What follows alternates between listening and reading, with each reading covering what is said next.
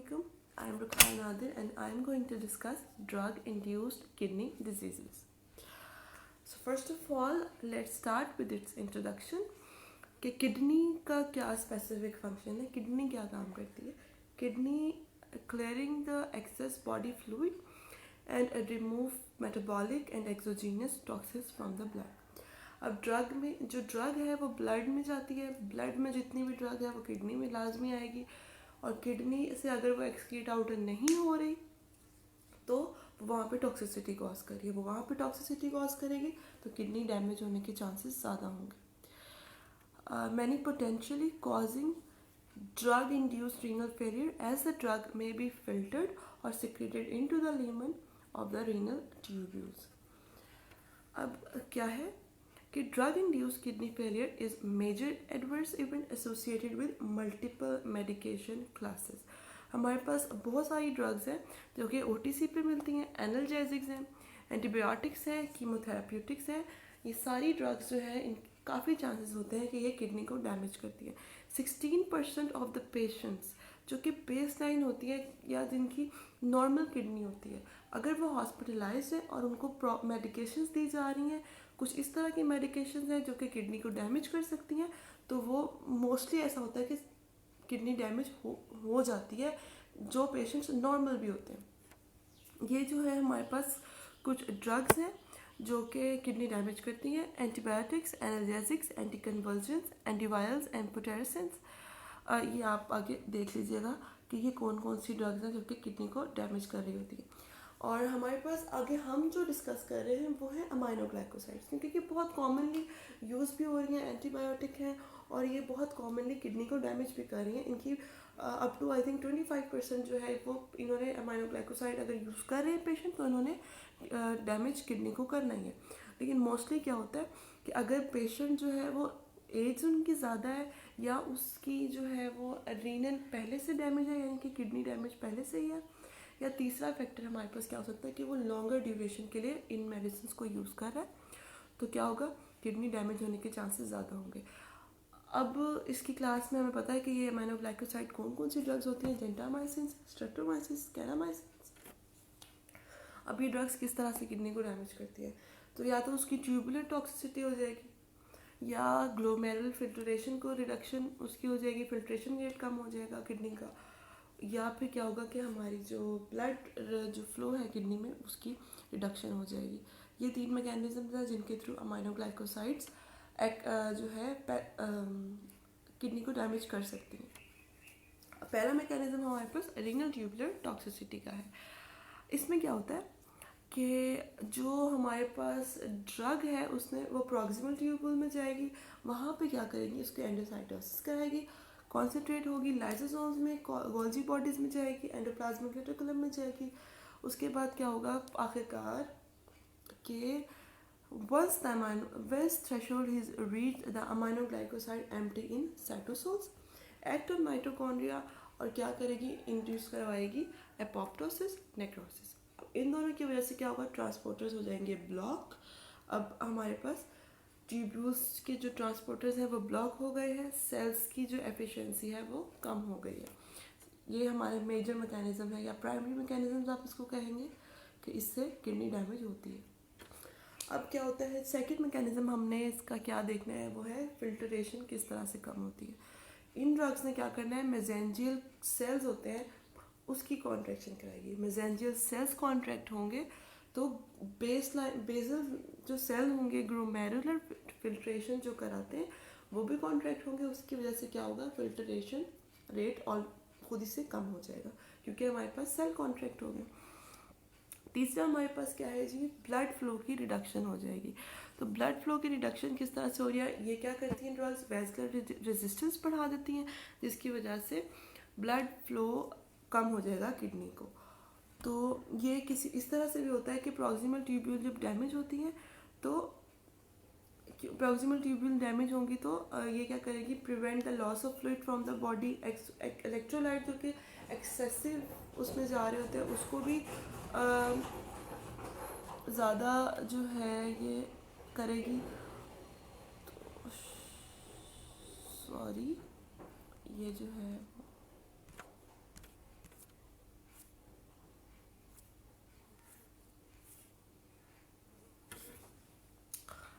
अच्छा, अब हमारे पास तीसरी चीज़ क्या है, वो है रिस्क फैक्टर्स। रिस्क फैक्टर्स हैं हमारे पास 3 तरह के। पेशेंट स्पेसिफिक रिस्क फैक्टर्स हैं, मेडिकेशन ओरिएंटेड है, और हमारे पास है ट्रीटमेंट स्पेसिफिक रिस्क फैक्टर। हम पढ़ेंगे सबसे पहले पेशेंट स्पेसिफिक। उसमें हमें पता है ओल्ड एज, ज़्यादा एज होगी तो चांसेस ज़्यादा होते हैं किडनी डैमेज के। डिक्रीज बेसलाइन रीनल फंक्शन, यानी कि जिसका ऑलरेडी हमें पता है कि नॉर्मल फंक्शन नहीं है। प्रेगनेंसी है, डिहाइड्रेशन है या हाइपोथायरॉयडिज्म है, हेपेटिक डिसफंक्शन है, मेटाबॉलिक एसिडोसिस है, सोडियम डिप्लीशन है। अब क्या है ट्रीटमेंट स्पेसिफिक रिस्क फैक्टर्स में हमारे पास क्या आती है, तो ड्यूरेशन आती है, या हायर डोजेस आती हैं, या जो है वो ज़्यादा डोजेस यानी कि जाती हैं। और इसमें मेडिकेशन स्पेसिफिक हमने पीछे जो टेबल देखा है, NSAIDs हैं, डाययूरेटिक्स हैं, एम्फोटेरिसिन B है, सिस्प्लेटिन है, साइक्लोस्पोरिन है, आयोडाइड कंटेनिंग है, वेंकोमाइसिन, सेफेलोस्पोरिन है। ये सारी मेडिसिन हमने पीछे भी देखी है कि ये सारी किडनी डैमेज करती हैं। अब हमने किस तरह से बचाना है मोनोग्लाइकोसाइड टॉक्सिसिटी को। अब वो क्या करते हैं जी, हमारे पास रिस्क फैक्टर्स को हमने कम कर देना है। जो हमने पीछे रिस्क फैक्टर्स देखे हैं उनको हम कम कर देंगे, जिसकी वजह से टॉक्सिसिटी नहीं होगी इनकी। अब नेक्स्ट पॉइंट हमारे पास है कि जिन पेशेंट्स का सीरम क्रेटिनिन ऑलरेडी ज़्यादा है, उसमें हम पहले ही जो है अमाइनोग्लाइकोसाइड को अवॉइड करेंगे, हम नहीं देंगे, ताकि उनकी जो है मज़ीद डैमेज ना हो किडनी। उसका एक्सपोजर इन जो है वो ड्यूरेशन जो हमने पढ़ा पीछे वो कम कर देंगे। हम इसको मॉनिटर करते रहेंगे, इसकी फार्माकोकाइनेटिक प्रॉपर्टी को। और नेक्स्ट पॉइंट है, जिस पेशेंट की एज ज़्यादा है 50 ईयर्स से, उनको हम नहीं देंगे क्योंकि उनके चांसेस किडनी डैमेज के ज़्यादा होते हैं। हमारे पास नेक्स्ट क्या है, mechanisms for drug induced nephrotoxicity. अब हमें लैब फाइंडिंग हमें किस तरह पता चलेगा कि जो है वो किडनी डैमेज हो रही है, तो क्या होगा, ग्लोमेरुलर हीमोडायनामिक्स जो है उसमें चेंजेस आ जाएंगी।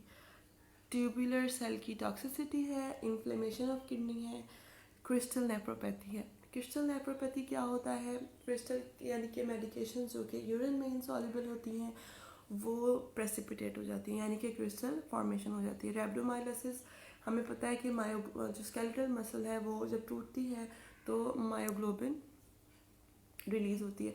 अब ये जो है हमने देखना है कि जब किडनी डैमेज होती है तो ये प्रोसेस भी हो रहा होता है। ये भी एक इसका कॉज है कि अगर किडनी डैमेज हो रही होती है। इसके तो वैसे बहुत सारे हैं कि इसकी रीजंस किस वजह से रेब्डोमायोसिस होती है, लेकिन हमारे पास एक ये भी है कि अगर किडनी डैमेज है हो रही है किसी भी वजह से तो ये रेब्डोमायोसिस भी साथ चल रहा होता है। थ्रोम्बोटिक माइक्रो एंजियोपैथी, यानी कि थ्रोम्बोसिस हो जाता है, थ्रोम्बस फॉर्मेशन हो जाती है। और क्या है जी, बायोमार्कर्स भी कुछ होते हैं रिलीज, जो कि जिसका नाम है अल्फा GST और N एसिटाइल डी ग्लूकोसा अमाइनिडेज। ये जी है एंजाइमेटिक एक्टिविटी से ये जो बायोमार्कर्स हैं ये रिलीज होते हैं। सिम्टम्स क्या है, मोस्टली जो है ड्रग इंड्यूस्ड जो पेशेंट होते हैं रीनल डैमेज के, उनको क्या होता है, उनको सिम्टम्स नहीं शो होते। हम अब उसका किस तरह से हम चेक करेंगे, हम देखेंगे जी ब्लड यूरिया नाइट्रोजन उसकी ज़्यादा हुई हुई है। ब्लड यूरिया नाइट्रोजन के ज़्यादा होने से हमारे पास सबसे मेन जो है वो सीरियस होने के चांसेस होते हैं। अच्छा, सीरम क्रिएटिनिन लेवल भी ज़्यादा होता है तो हमें पता चल जाएगा कि किडनी डैमेज हो गई है। क्यों, क्योंकि अगर हम फिर पता कराएंगे कि जी ये कौन सी ड्रग ले रहे हैं, तो हमें पता चल जाएगा कि जी अगर ये अमाइनोग्लाइकोसाइड ले रहा है, सीरम क्रिएटिनिन भी ज़्यादा है, तो इसकी किडनी डैमेज किस वजह से हुई है, अमाइनोग्लाइकोसाइड की वजह से। और क्या है जी, कॉमन सिम्टम्स एनोरेक्सिया है, फटीग है, मेंटल स्टेटस जो है वो चेंज हो जाता है, नोजिया है, वॉमिटिंग है, प्रूराइटिस है। ठीक है, इस तरह से अगर यूरिन का वॉल्यूम ज़्यादा है। अच्छा, अब ये एक ही जो है सिम्टम है, वैसे ये एसिम्टोमेटिक है, लेकिन अगर पेशेंट को इनटेक से ज़्यादा यूरिन ज़्यादा आ रहा है, पानी की जो है इनटेक कम है, तो फिर ये भी एक कॉज हो सकता है कि रीनल डैमेज हुई हुई है। तो ये हमारे पास सारे इसके सिम्टम्स हैं और ये रेफरेंस है, यहाँ से आप खुद भी पढ़ें, इसमें बहुत सारा डिटेल में लिखा हुआ है और मैंने तो थोड़े से पॉइंट्स उठाए हैं। अब जिसको जो भी बात अगर आप लोगों को कुछ समझ नहीं आई तो वो काइंडली कमेंट में पूछ ले मुझसे। Thank you very much. Assalamu alaikum. My name is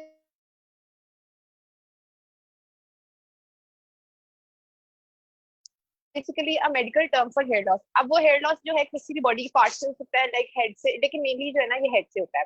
अब ये पर्सन टू पर्सन वेरी भी करता है, और इसमें ये होता है कि इसकी वजह ये होती है कि या ये नेचुरली भी कुछ लोगों का हेयर लॉस हो रहा होता है, या कोई डिजीज हो सकती है उनको, या कोई वो मेडिकेशन ऐसी यूज कर रहे होते हैं कि जिसकी वजह से उन्हें हेयर लॉस होता है।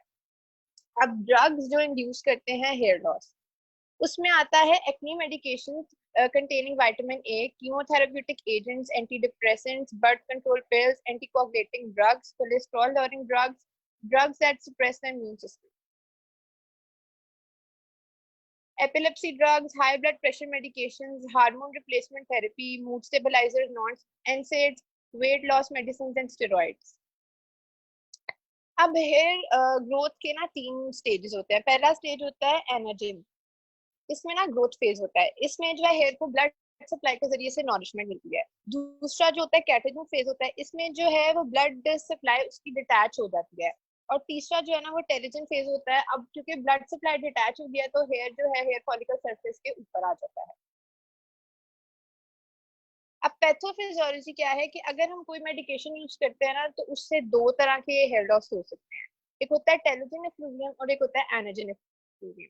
अब टेलोजन एफ्लूवियम में ये होता है कि आपके जो बाल होते हैं ना वो ओवरऑल उनकी थिनिंग हो जाती है, और ये टेलोजन फेज में होता है। जबकि एनर्जिन एफ्लूवियम ये होता है, ये एनर्जिन फेज में होता है, और ये जो फेज होता है ना ये एक्टिवली ग्रोइंग फेज होता है हेयर का।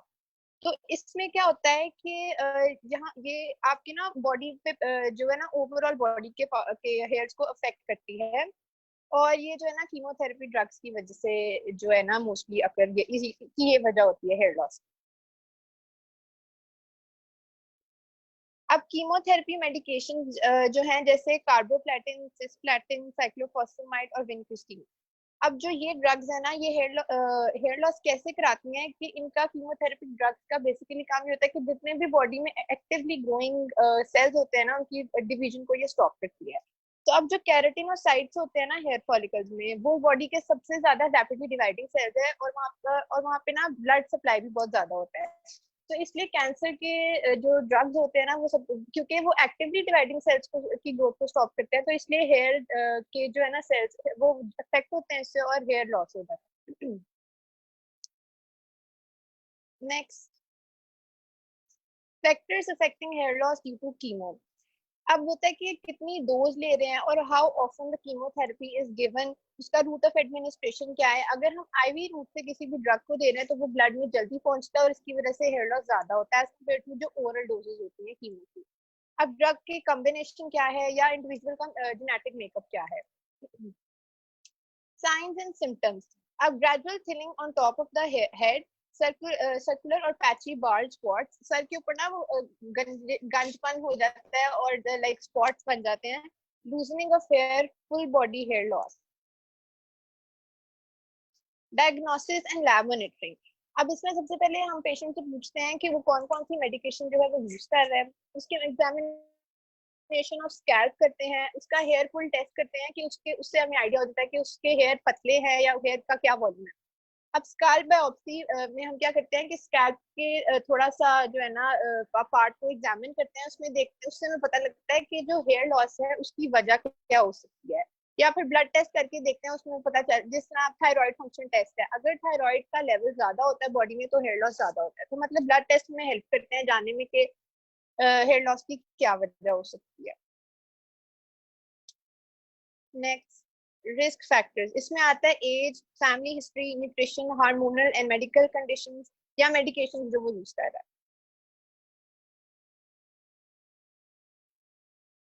Treatment and management. अब इसमें हम सबसे पहले क्या है कि अगर जो मेडिसिन हमने पूछ लिया उससे कौन कौन सी यूज करें, अगर कोई मेडिकेशन उसमें ऐसी है जो हेयर लॉस को कॉज करा रही है तो हम उसको कहेंगे कि वो ये मेडिकेशन लेना रोक दे, और विद इन 6 मंथ्स जो है ना उसका ये बेहतर हो जाएगा। और अगर तो कोई पेशेंट है उसको की वो कीमोथेरेपी शुरू हो रही है तो उसके लिए हम उसको कहेंगे कि वो अपने हेड को ना किसी कूल चीज से वो कवर कर ले ताकि वहां पे ब्लड फ्लो जो है ना कम हो जाए। तो 30 मिनट्स कूलिंग डिवाइसेस वो पहन लेगा कीमोथेरेपी से 30 मिनट्स पहले, या ड्यूरिंग दैट प्रोसेस भी वो पहन के रख सकता है, और 90 मिनट्स आफ्टरवर्ड भी वो पहन के रखे। ओवर द काउंटर यूज जो मेडिकेशन यूज होती हैं उसमें अस्सलाम वालेकुम, माय नेम इज इमन इफ्तिखार और मेरा टॉपिक है ड्रग इंड्यूस्ड रेब्डोमाइलोसिस। रेब्डोमाइलोसिस क्या होता है कि स्केलेटल मसल्स जो उनसे होते हैं वो डैमेज हो जाते हैं, और स्केलेटल मसल्स की डैमेज होने की वजह से जो उनका मायोग्लोबिन है वो ब्लड में आ जाता है, और जो उनसे जब मायोग्लोबिन ब्लड में आता है ना, तो इसकी वजह से किडनी डैमेज होता है। और मायोग्लोबिन क्या है कि ये एक प्रोटीन है जिसके अंदर ऑक्सीजन स्टोर होती है, सेम एज हीमोग्लोबिन। आगे ड्रग इंड्यूस्ड रेब्डोमाइलोसिस, कौन कौन सी ड्रग्स हैं जिनकी वजह से रेब्डोमाइलोसिस होता है? सबसे इम्पोर्टेंट जो ड्रग है वो है स्टैटिन। स्टैटिन कैसे करती है कि रेब्डोमाइलोसिस, स्टैटिन जो है वो इनहिबिट करती है मिवेलोनेट को। मिवेलोनेट जो है वो प्रिकर्सर है जीटीपीएसेस का। जब जीटीपीएसेस इनहिबिट हो जाते हैं ना, तो सेलुलर फंक्शन जो है स्केलेटल मसल सेल्स का वो इनहिबिट हो जाता है, और सेलुलर फंक्शन और सेल की डेथ हो जाती है, और जो है रेब्डोमाइलोसिस हो जाता है। उसके अलावा इरिथ्रोमाइसिन, कॉल्चिसिन, कोकेन, एम्फेटामिन और एलएसडी जो है वो रेब्डोमाइलोसिस कॉज कराते हैं। इरिथ्रोमाइसिन कैसे कराता है कि वो CYP3A4 एंजाइम को इनहिबिट कर देता है, जिसकी वजह से स्टैटिन की मेटाबॉलिज्म नहीं होता और स्टैटिन की कंसंट्रेशन ज्यादा हो जाती है। उसके बाद कॉल्चिसिन कैसे कराता है कि कॉल्चिसिन की वजह से अगर कॉल्चिसिन की डोज ज्यादा देर तक देते रहते हैं तो एलएफटी जो है वो ज्यादा हो जाता है, जिसकी वजह से रीनल फेलियर हो जाता है। कोकेन कैसे कराता है कि वेजोस्पैज्म होता है, वेजोस्पैज्म की वजह से मसल इस्कीमिया होता है, मसल सेल्स की एनर्जी डिमांड ज्यादा हो जाती है, और मायोसाइट्स को जो होता है वो डायरेक्ट इफेक्ट करता है। नेक्स्ट है कि general anaesthetic agents and overdoses with CNS depressant drugs such as narcotics, cyclic antidepressants, benzodiazepines, antihistamines and barbiturates, इन ये भी जो हैं वो रेब्डोमाइलोसिस कॉज करवाते हैं। उसके बाद जो इसके सिम्टम्स हैं उसमें muscle weakness, low urine output, fatigue, cramps, bruising, dark T coloured urine, fever, a sense of feeling sick, nausea, vomiting, confusion और एजिटेशन। फिर है कि हम इसको डायग्नोज कैसे करते हैं। जो किडनी के लिए जो से टेस्ट है ना, उससे पता चल सकता है कि मसल सेल्स डैमेज हो रहे हैं कि नहीं। क्रेटिनिन काइनेज से मायोग्लोबिन देख लेते हैं, ब्लड में कितना है और यूरिन में कितना है। पोटाशियम लेवल से पता चल जाता है। Potassium which is another important mineral that may leak from injured bone and muscles. और उसके बाद क्रेटिनिन इन ब्लड और यूरिन। और जब क्रेटिनिन काइनेज का अगर मसल सेल्स डैमेज है ना, तो क्रेटिनिन काइनेज की जो सी वैल्यू 5 टाइम्स हायर होती है देन नॉर्मल।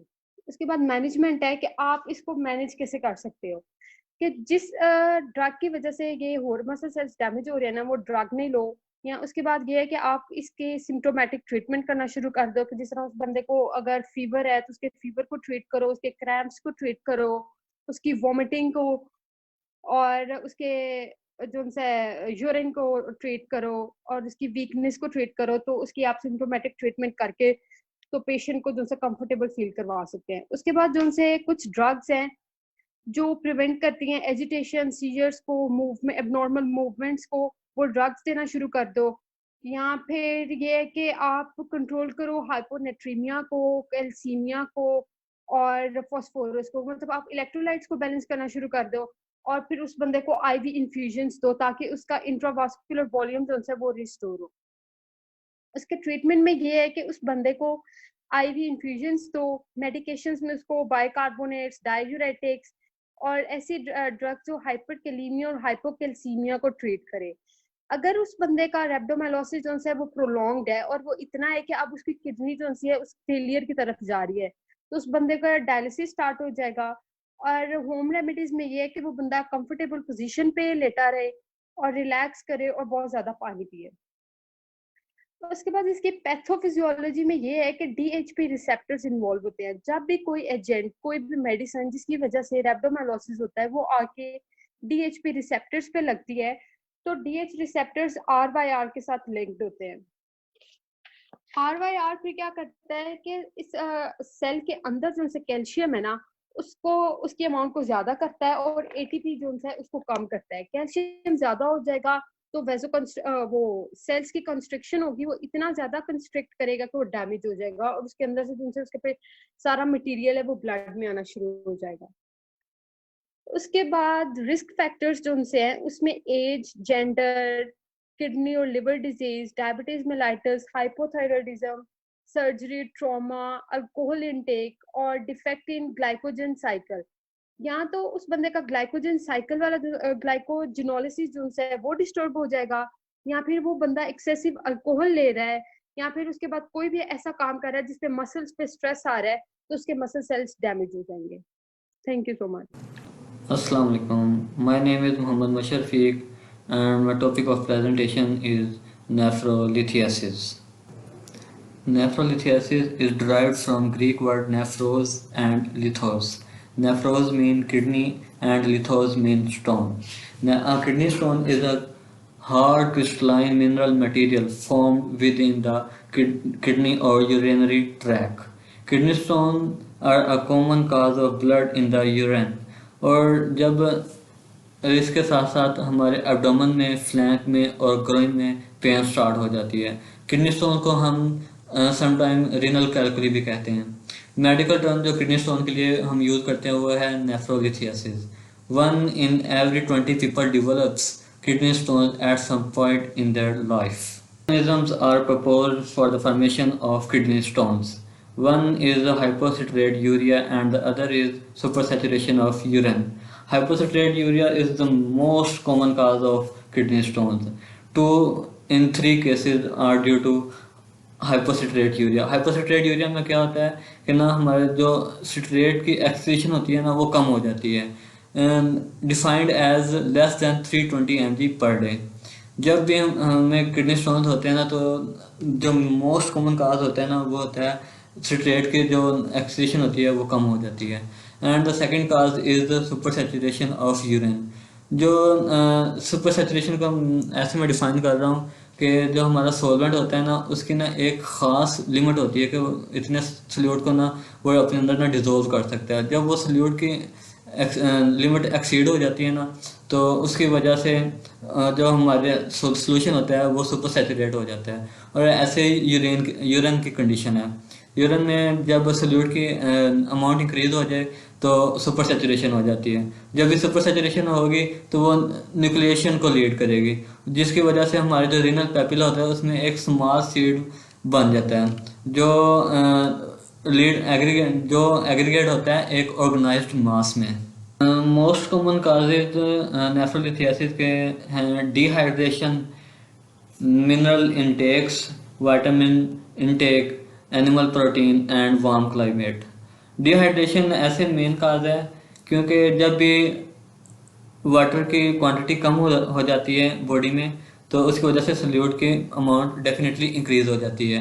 जब सल्यूट की अमाउंट इंक्रीज हो जाती है तो वो किडनी स्टोन फॉर्मेशन को प्रोलिफरेट करते हैं। मिनरल इंटेक्स का भी ऐसे ही मैकेनिज्म है। और जो एनिमल प्रोटीन का मैकेनिज्म है वो ये है कि ना ये ना सिट्रेट की ना एक्सक्रीशन को ना कम करती है। जब सिट्रेट की एक्सक्रीशन कम होगी तो डेफिनेटली किडनी स्टोन्स बनेंगे। Some diseases can also cause nephrolithiasis like Crohn's disease, Dent's disease, UTI infection, hyperparathyroidism, renal tubular acidosis. Like diseases, some drugs also induce nephrolithiasis, like diuretics, example is furosemide. Carbonic anhydrase inhibitors, example is acetazolamide. Laxatives, magnesium trisilicate, HIV agents, antibiotics, miscellaneous like allopurinol, ascorbic acid, vitamin D. Acetazolamide जो drug है वो हम आज discuss करेंगे।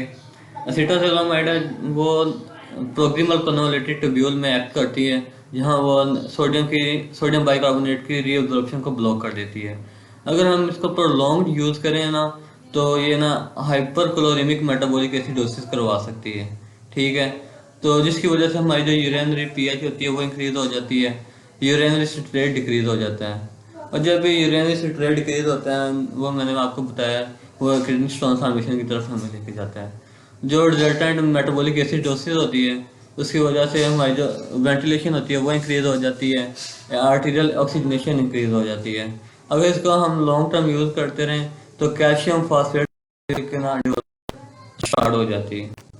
Symptoms of nephrolithiasis are sudden pain in back, groin, abdomen, bloody urine start हो जाता है ना, difficulty in urinating, penile pain और urinary urgency। इसका diagnosis of nephrolithiasis, इसमें दो तरह की हम डायग्नोसिस कर सकते हैं। एक तो हम इमेजिंग स्टडीज से कर सकते हैं और दूसरा है लेबोरेटरी एग्जामिनेशन से। इमेजिंग स्टडीज में हम हेलिकल सिटी स्कैन से कर सकते हैं, इंट्रावीनस पाइलोग्राम से कर सकते हैं, रीनल अल्ट्रासोनोग्राफी से कर सकते हैं। नेक्स्ट आ जाता है लेबोरेटरी एग्जामिनेशन। लेबोरेटरी एग्जामिनेशन में हम माइक्रोस्कोपिक एग्जामिनेशन करते हैं यूरिन का। उसमें क्या होता है कि जो हमारे रेड ब्लड सेल्स होते हैं उनको हम देखते हैं, उनका एग्जामिनेशन करते हैं। उनमें जो bacteria, leukocytes, urinary cast and pixels हम उनको चेक करते हैं। दूसरा होता है कि जो यूरिन होता है उसके हम ना कल्चर करवाते हैं कि उसमें कोई इन्फेक्टिंग माइक्रो ऑर्गेनिज्म तो नहीं है जो कि हमारे यूरिनरी ट्रैक में प्रेजेंट है। अगर प्रेजेंट है तो हमें पता चल जाए तो हम स्पेसिफिक एंटीबायोटिक्स दे सकें उसके मुताबिक। और तीसरा है कंप्लीट ब्लड काउंट। इसमें क्या होता है, हम न्यूट्रोफिल्स को चेक करते हैं, जो कि अगर न्यूट्रोफिल्स हमारे ब्लड में आते हैं तो इसका मतलब है हमें कोई बैक्टीरियल इन्फेक्शन है, ठीक है, तो उसके लिए हम स्पेसिफिक एंटीबायोटिक्स दे सकते हैं। Blood calcium level vitamin renal function test. इसमें क्या होता है, हम 24 आवर यूरिन कलेक्शन करते हैं to measure total daily urinary volume, magnesium, sodium, uric acid, calcium citrate, oxalate and phosphate. Next आ जाता है कलेक्शन ऑफ स्टोन। इससे कलेक्शन ऑफ स्टोन हम कैसे करते हैं, by urinating through a stone screen kidney stone collection cup और a simple tea strainer. Chemical analysis of collected stones can establish their composition, which in turn can help to guide future preventive and therapeutic management. आ जाता है treatment. Treatment में सबसे पहले हम उसकी pain management करेंगे, क्योंकि पेशेंट को सडन पेन होती है, इसके लिए हम एनसेड और ओपियोइड्स यूज़ करेंगे। नेक्स्ट हम मेडिकल एक्सपल्सिव थेरेपी यूज़ करते हैं। जो ड्रग ऑफ चॉइस है वो है टेंसोलोसिन प्लस कॉर्टिकोस्टेरॉइड। नेक्स्ट आ जाता है लिथोट्रिप्सी। लिथोट्रिप्सी में हम क्या करते हैं कि ना अल्ट्रासोनिक वेव्स को हम पास करवाते हैं बॉडी से, तो वो स्टोन्स को स्मॉल पीसेस में ब्रेक कर देता है, जो कि यूरिन के जरिए पास होके एक्सक्रीट हो जाता है। नेक्स्ट आ जाता है सर्जरी। हम यूटेरोस्कोपिक सर्जरी करवाते हैं ये and these are some references. Thank you very much. अल्लाह हाफिज़।